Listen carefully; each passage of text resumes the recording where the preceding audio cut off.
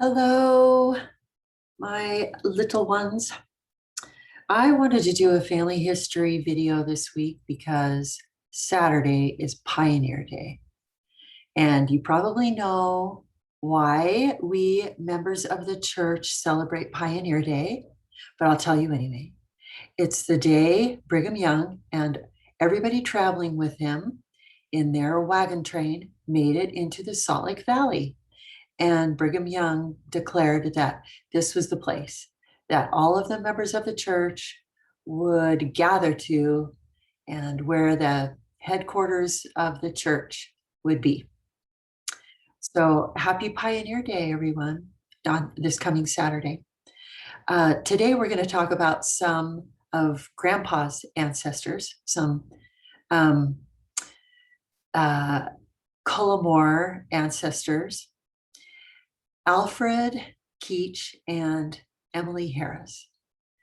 And Alfred's parents joined the church in England. You have so many ancestors from England. And they were wonderful members there, very strong members, William and Anne. And they lived in Bedfordshire. And Alfred's father was the branch president, which is the same thing as a bishop, for a few years in Bedfordshire before the family immigrated to America. So let's show you where Bedfordshire is, okay? All right, here we go.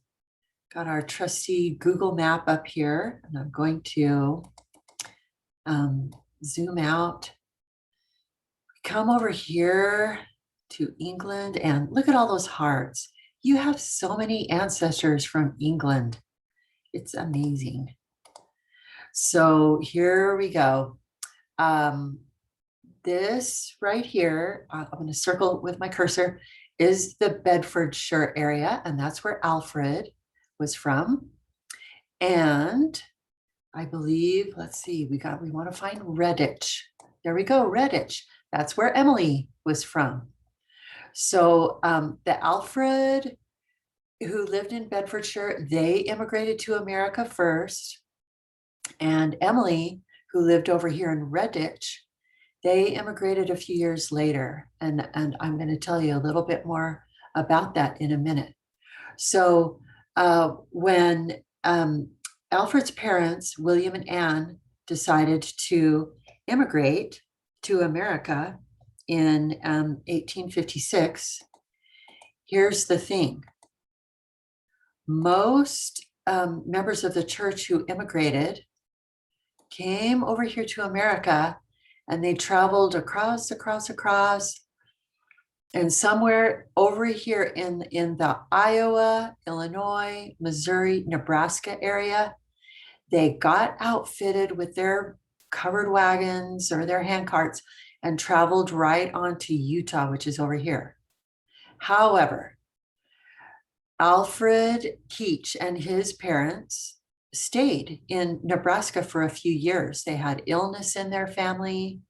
In fact, unfortunately, his mother, Anne, passed away in Nebraska. She never made it to Utah.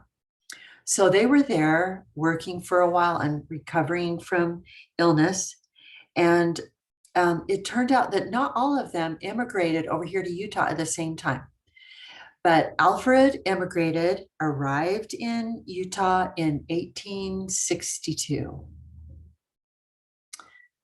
So he made it to Utah. He always meant to get to school. He never had much schooling, and he really wanted to go to school, but he just kept having pressed upon him that he needed to work and make money. And he lived in a place called Grantsville, Utah for a while. But here's a fun fact. His father and he, Alfred, lived for a while up by Bear Lake. They lived in and helped settle this teeny tiny little town called Liberty, Idaho. And that was up by Bear Lake. And so, in fact, William, Alfred's father, is buried there, okay? Can you see this? Let's see if I can get a little closer in here. Way up there, buried in the Liberty, Idaho Cemetery, is William Keetch.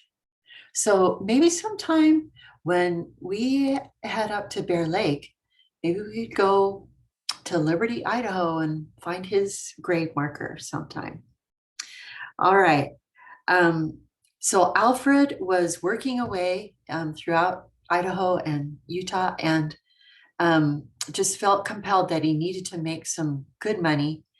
And he also knew that since he was very young and healthy and strong, that he was going to be called at one point to head back to that Missouri, Iowa, um, Nebraska area and help fellow members of the church who were immigrating west to Utah. And sure enough, the call came. And in 1866, he was asked to travel back to Missouri with a huge company of brethren from the church to help saints immigrate west. And they were told, they were counseled, before you leave, we recommend that you get married. They wanted married brethren to make this trip. And he just didn't feel good about that. He said, I didn't feel ready. And one of the people traveling who was going to go on this journey back east with him, and it's not recorded who, maybe it was the captain of his company that he was a part of, told him, you will find your wife on this trip. So it's a trip about the Wild West, but it's also a love story because sweet Emily from Redditch was crossing the ocean and crossing the eastern half of the United States and getting herself and her family to Missouri while Alfred was traveling from Utah to Missouri. So sure enough, they met each other. Alfred definitely noticed her because he had been told that he would find his wife on this trip. And she had a pretty bonnet on. And so how he introduced himself to her is he stole her bonnet and tied it on to the head of a horse that was right there. And he was hoping that this would make her laugh instead of make her mad. And it did. She laughed. And he said that it was love at first sight, last sight, and always. He said something like that. You can read his exact words on Family Search. So they noticed each other. And when the whole company started west to Utah, they were dating and courting on this trek west. And apparently there was a rule that if you were not married, you were not to travel in the same wagon, but she would sneak over to Alfred's wagon and they would sit together and be able to visit on those long days of walking and traveling west. And the captain noticed, but he kind of turned a blind eye and let them have their time together. Well, Emily was supposed to be driving her family's milk cows across the plain, but she would rather be visiting with Alfred. So she was frustrated by this chore that she had, but she had to do it. And until one day, the whole company disobeyed the rules. When you stopped your company at night, you were supposed to circle your wagons and camp out in a prairie area on a plateau, not down by the river. You were supposed to be out where you could be seen. And they said it was dangerous to camp down close by the rivers where there was a lot of shade trees and shelter. But they did one night, and sure enough, the Indians, while they were down by the river, the Indians came and raided their cows and horses that were staked up on the plateau and drove them away. So Emily was glad not to have that chore anymore, but not so glad that they didn't miss that milk. They really missed that luxury of having milk cows on this journey west. So, but the milk cows were gone because they disobeyed the rules. So Emily and Alfred fell in love on their trek west, and they arrived in the Salt Lake Valley that fall and were married in November of 1866, and were faithful members of the church their whole life.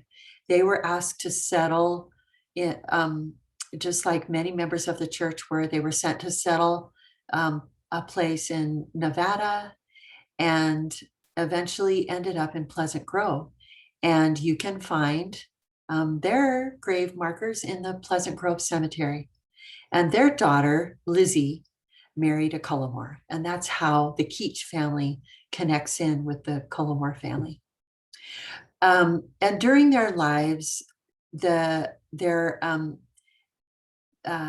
journeys to different settlements to do their part in helping the church expand, they were scary, they were frightening, and they were dangerous. So two other little things I wanted to tell you.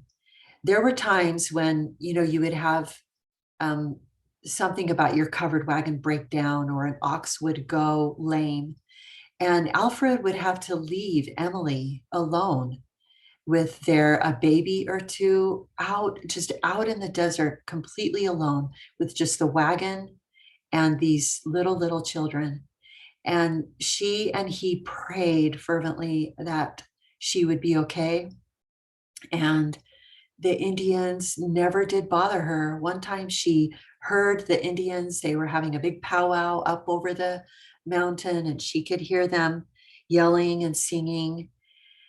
And they never bothered her. She was always safe from the Indians, and she considered that a great blessing. Another thing and you can remember this when you're on your hikes, something that they also had to endure were long stretches of time without any water, which was dangerous. But they were also blessed in this way too, that they were able to make it to water or to their destination before something terrible happened. And one thing they used to do is they would find tiny little pebbles and put them in their mouth and try to suck on those, and that would help take the thirst pain away a little bit. So remember that the next time you're out hiking or backpacking, okay? Except the best thing would be to have plenty of water, but you can try it. So thank you, Alfred and Emily, for making the sacrifice that you did make to join the church and come to Utah and raise your children in the gospel, in truth and righteousness, so that we could have the gospel in our lives today. And some Sunday afternoon, or for a family night one evening, if you want to get on Family Search and look up Alfred Keetch and Emily Harris Keetch, you can find more stories about them in their biographies on Family Search. So, all right, everybody enjoy Pioneer Day and this coming Saturday, and think about Alfred and Emily and all of the other wonderful, faithful pioneer ancestors you have in your family history. Love you. Bye-bye.